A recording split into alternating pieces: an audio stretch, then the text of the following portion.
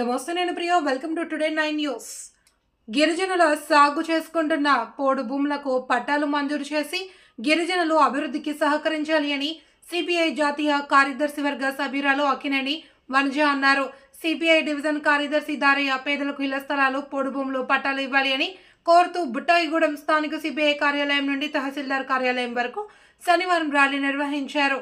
అక్కినేని వనజ కృష్ణ చైతన్య మాట్లాడుతూ మండలంలో సొంతిల్లు లేని పేదవాళ్లకు ఎక్కువగా ఉన్నారని, ప్రభుత్వం గుర్తించి వారికి ఇళ్ల స్థలాలు ఇవ్వాలి అని, ఏజెన్సీలో గిరిజన అభివృద్ధి కోసం ప్రత్యేక కార్యాలయాలు ఉన్న గిరిజన గ్రామంలో నేటికి అభివృద్ధి లేదని ఆమె ఆరోపించారు. గిరిజన ప్రాంతాలకు వెళ్లడానికి సరైన రోడ్లు లేక ఏజెన్సీలు అనేక మంది ఇబ్బందులు పడుతున్నారని, రోడ్లు పూర్తిగా ధ్వంసమై గిరిజనులు దూర ప్రాంతాలకు వెళ్లాలంటే నరకయాతన పడుతున్నారని, ఇకనైనా ప్రజాప్రతినిధులు, అధికారులు స్పందించి వెంటనే రహదారుల నిర్మాణం చేపట్టాలన్నారు. అధిక ధరల వల్ల ప్రజలు తీవ్ర ఇబ్బందులు పడుతున్నారని, కూటమి ప్రభుత్వం వెంటనే నిత్యావసర ధరలు తగ్గించాలన్నారు.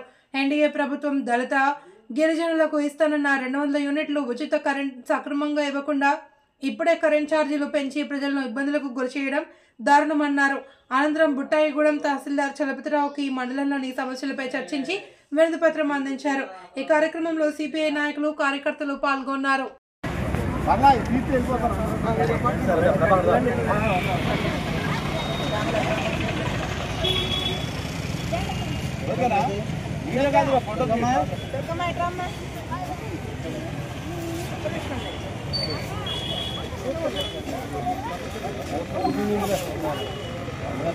గిరిజన ప్రాంతము అత్యధిక శాతము గిరిజనుల నివాసం ఉండే ప్రాంతాలు. 75 సంవత్సరాల స్వతంత్రం గడిచిన తర్వాత కూడా ఈనాటికి కూడాను గ్రామీణ ప్రాంతాల్లో కనీసమైనటువంటి మౌలిక సౌకర్యాలు, ప్రాథమిక ఆరోగ్య కేంద్రాలు కానీ, మంచినీటి సౌకర్యాలు కానీ, రోడ్లు కానీ ఇవన్నీ కూడా ఏ రకమైన సౌకర్యానికి నోచుకోకుండా మరి చాలా తీవ్రమైనటువంటి సమస్యలతోటి అల్లాడుతున్నటువంటి పరిస్థితి. అంతేకాకుండా లక్షలాది మంది గిరిజనులు, బలహీన వర్గాలు, గిరిజనేతలు మరి నివాసం ఉండే ప్రాంతము వారు సాగు చేసినటువంటి భూమి, వేలాది ఎకరాల భూమి వారు ఈరోజు సాగు చేసుకున్నారు. దాదాపుగా 3 తరాలుగా కూడా సాగు చేసిన భూములు ఈనాటికి కూడా వాళ్ళకి ఆ భూమి మీద హక్కు కల్పించకపోవడం అనేది శోచనీయం. కనీసం ఇప్పటికైనా సరే ఈ భూములన్నింటి మీద ఎవరైతే సాగు చేసుకున్నారో ఆ సాగు చేసుకున్న వాళ్ళందరూ కూడా భూమి మీద హక్కు కల్పించాలని చెప్పేసి కమ్యూనిస్ట్ పార్టీగా మేము చాలా కాలంగా డిమాండ్ చేస్తూ ఉన్నాము. ఇక్కడ ఈ ప్రాంతంలో ఈ రోజున గిరిజనుల భూముల్ని ఇక్కడ ఉన్నటువంటి మరొక పెద్ద విషమ సమస్య ఏమిటంటే, గిరిజనుల భూములు గిరిజనులు కాకుండా గిరిజనేతల ఆక్రమణలో ఉండి గిరిజనులు బెదిరిస్తూ వాళ్ళు భూములు ఏంటంటే సాగు చేసుకున్నారు, ఫలసాయాన్ని వాళ్ళు పొందుతూ ఉన్నారు. అందుకని అధికారుల దృష్టిని ఆ వైపుగా మళ్లించాలి, ఆ వైపుగా కేంద్రీకరించాలి. అధికారులు ఆలోచించాలి. ఇవన్నీ కూడా 170 ఇవన్నీ భూములు అన్నీ కూడా అంటే ఇవన్నీ కూడా గిరిజనులకు హక్కులు కలిగించే భూములు. చట్టం కూడా చెప్తా ఉంది, పార్లమెంట్ కూడా చట్టం చేసింది గిరిజన భూములకి గిరిజన హక్కులు కల్పించాలి. మరి అన్ని రకాలుగా హక్కులు కల్పించడం కూడా గిరిజనులు సాగు చేసుకోవడానికి అవకాశం కల్పించినటువంటి ఈ పరిస్థితి ఈరోజు. అందుకని మేము ఈరోజు తహసీల్దార్ గారిని, అలాగే ఆర్డీఓ గారిని కూడా తప్పనిసరిగా కలుస్తూ ఉన్నాము. ప్రత్యేకించి బుట్టాయిగూడెంలో అనేక గ్రామాలు ఇటీవల కాలంలో మేము గ్రామాలన్నీ కూడా తిరగడం జరిగింది. అసలు ఒక్కొక్క గ్రామానికి వెళ్ళటానికి వర్షాకాలంలో అయితే నడుస్తాను కూడా అవకాశం ఉన్నటువంటి ప్రాంతాలు ఉన్నాయి. గర్భిణీ స్త్రీలు మరి ప్రసవ కాలంలో కూడా సరైనటువంటి వైద్య సౌకర్యాలు అందక ఇబ్బంది పడుతున్నారు. ఏదో అభివృద్ధి చెందిపోయింది, దేశం అభివృద్ధి చెందిపోయింది, వెలిగిపోతుందని ఓ బాకాలు ఊతున్నారు కేంద్ర ప్రభుత్వాలు, రాష్ట్ర ప్రభుత్వాలు. కానీ ఎక్కడ అభివృద్ధి చెందిందో చూపించాలని కోరుతా ఉన్నాము. ఎంత పెద్ద ఎత్తున అసమానతలు ఉన్నాయో చూడవలసిందిగా కోరుతా ఉన్నాము. అందుకని ఖచ్చితంగా అధికారులు ఇవన్నీ కూడా సర్వే చేయండి. మేము చెప్పేది కాదు, మీరు కూడా సర్వే చేయండి, సమాచారం తెప్పించుకోండి మీ చెందిన అధికారుల ద్వారా.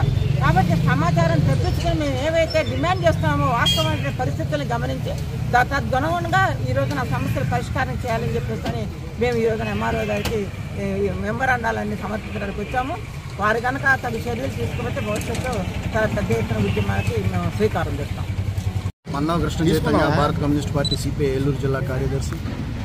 ఈరోజు బుట్టాయిగూడెం మండల ఎంఆర్ఓ కార్యాలయం దగ్గర ధర్నా చేపట్టాము. ఎందుచేతనంటే గిరిజన ప్రాంతంలో గిరిజనులకు లేని హక్కులు గిరిజనేతరులకు వస్తూ ఉన్నాయి.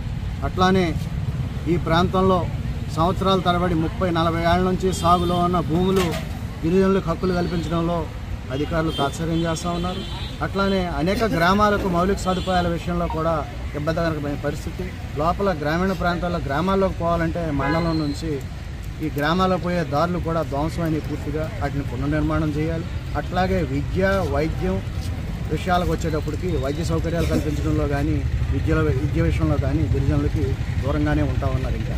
కాబట్టి ఐటీడీఏ పరిధిలో ఉన్న గ్రామాలు ఐటీడీఏ అభివృద్ధి చేస్తుందని చెప్పినా అది నామమాత్రంగానే కనపడుతూ ఉంది. అట్లానే రెవెన్యూ యంత్రాంగం కూడా ఇక్కడ భూముల విషయంలో కానీ ఇళ్ల స్థలాలు లేని పేదలు, ఇళ్ళు లేని పేదలు అనేక మంది ఇంకా అద్దెళ్లలో 4-5 కుటుంబాలు గడుపుతూ ఉన్నారు. ఇవాళ బతుకీడ్చడమే భారంగా ఉంది పేదవాడికి.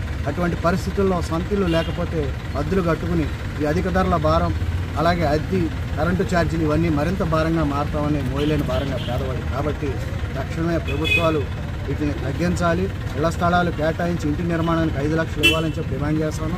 దాంతోపాటు ఏదైతే కమ్యూనిస్ట్ పార్టీ ఆఫీసు నిర్మాణం చేసిన తర్వాత కూల్చారో ఆ స్థలాన్ని పార్టీ ఆఫీసు కేటాయించాలని చెప్పి డిమాండ్ చేస్తాను. ఎందుకంటే ఇప్పుడు కాదు, 40 ఏళ్ల నుంచి కమ్యూనిస్ట్ పార్టీ కార్యకలాపాలు నడుపుకునే ప్రాంతం అది.